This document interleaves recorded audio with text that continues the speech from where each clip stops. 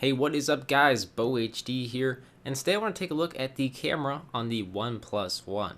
Now as with many flagship smartphones currently on the market, the OnePlus One is rocking a 13 megapixel camera sensor that is very impressive for a quote-unquote budget smartphone. It's actually almost identical to the LG G3, the major differences really take place in the software. So if we power up the software application and take a look around, we'll see that it looks very similar to the stock Android camera app, but with some added CyanogenMod features that make this a truly functional camera app, since this is a CyanogenMod phone. So down below we'll find the shutter button in the middle with the photosphere button and video recording button on either side. On the right side you'll find a button to switch to the front-facing 5 megapixel camera, a button to toggle the flash on or off, and then a circle icon, which is where things really start to get interesting. Because from there you can change all sorts of things like the white balance, the lighting conditions, the various effects you want to add to your subject, a timer, and then a location setting that can be toggled on or off depending on whether or not you want the location of the images stored. But then if we take a look at the settings icon below the circle, we'll see even more camera settings such as the size of the images in megapixels, the quality of the images recorded, an option to change to the burst mode, along with an option to toggle the shutter speed. From there you have advanced options to change the focus, the ISO, and exposure. Then if we swipe to the left, we'll see an option to change the recording size, and you can crank it all the way up to 4K DCI or UHD, or many other video formats if you'd like. On top of that, you can turn on the slow motion high frame rate mode and time-lapse mode. And you can even change the audio and video codec, which is almost unheard of on any other OEM device. But the last panel of settings is actually the General tab, where you can customize various commands such as designating the power button as a shutter button and the volume controls as zoom controls. You can also turn on the left-handed mode, which adjusts controls for left-handed people, something that I find very handy for me since I am left-handed.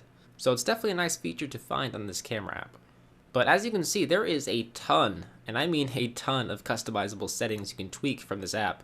So if you're the type who really likes to take manual control of your camera and adjust every little picture, then this really is the camera app for you.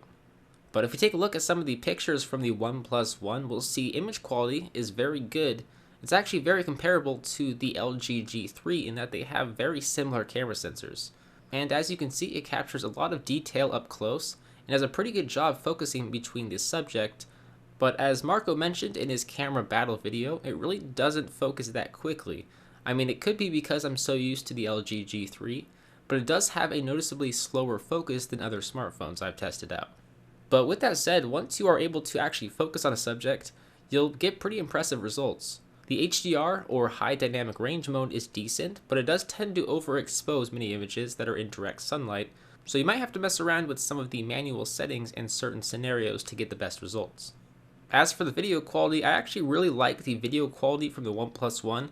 It does a good job finding the right balance between over and under saturation, and the color reproduction is spot on. It does tend to have a problem with the autofocus when capturing video, but personally, I'd rather manually tap to focus on the subject than have the camera automatically refocus, simply because most OEM devices don't really do a very good job refocusing.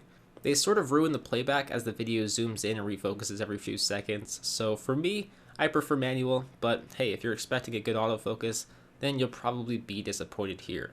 The other thing I don't really like about the video recording is that it is a tad bit shaky. It's definitely not as smooth as the LG G3 with image stabilization, so that's a little bit of a disappointment. But overall, I really like the camera quality on the OnePlus One. For a budget off-contract smartphone, it does an excellent job capturing great pictures. Is it the very best Android camera? Not quite, but it is definitely up there with some of the best. So with that said, I hope you guys enjoyed this video. I'm Beau HD from PhoneDog. Thanks for watching, and I will see you guys in the next video. See ya.